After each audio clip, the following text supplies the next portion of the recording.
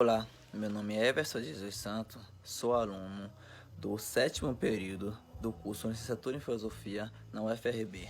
Eu vou falar um pouco sobre a natureza científica das ciências do homem a partir das seguintes questões. Será que as ciências do homem são de fato ciências? E para obtermos uma resposta, vamos comparar as ciências da natureza.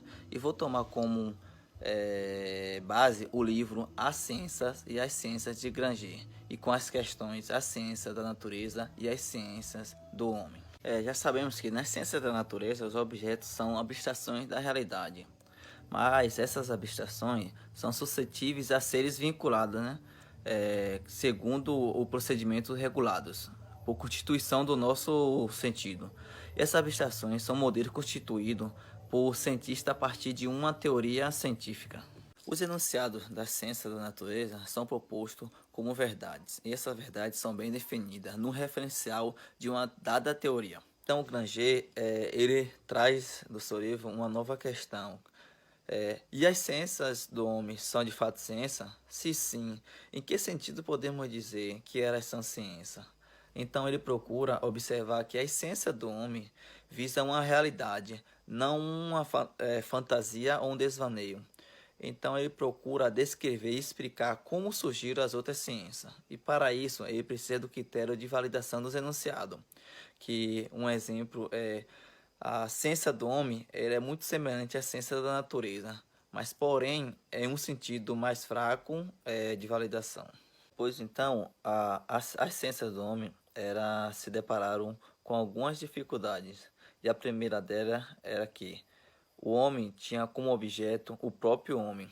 Então isso faz com que suas teorias sejam mais suscetíveis às vontades e aos interesses do sujeito que investiga o seu contexto histórico. Então, o cientista como um ser humano, ele está suscetível como qualquer ser humano aos valores e intenções de uma dada época e de um contexto histórico determinado. Então, já a segunda dificuldade encontrada dentro do texto é a consequência da primeira. As teorias nas ciências do homem ocorre sempre o risco de tornar-se uma ideologia. Se uma teoria está tão sujeita às variações contextuais, e tome quanto individuais e quanto histórica, então há um risco de uma teoria deixar de ser científica e se tornar um conjunto de ideias. Essas ideias guardadas por mais de uma convicção ou por critérios de validação, vinculando-se com isso aos interesses de jogos políticos atuais. Terceira, a ciência humana precisa lidar com a relação natureza imprevisível e com seus fatos. Já os fatos humanos são imprevisíveis, pois são baseados na livre arbitrariedade humana, diferente dos fenômenos das ciências da natureza, que são baseadas em uma relação de causa e efeito previsível. Então podemos dizer que o ser humano é capaz de tomar decisões variadas diante de um problema, não seguindo os padrões casual que a física, a química e a biologia seguem.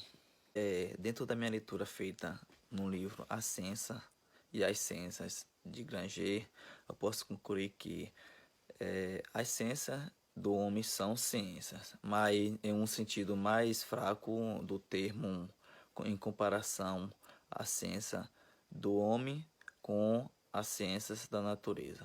Eu, Everson, de Jesus Santos, eu espero que de alguma forma eu esteja transmitido nesse vídeo um pouco do meu entendimento sobre a disciplina Filosofia da Ciência estudada no curso de Filosofia na UFRB. E espero que todos gostem e agradeço pela oportunidade. Obrigado.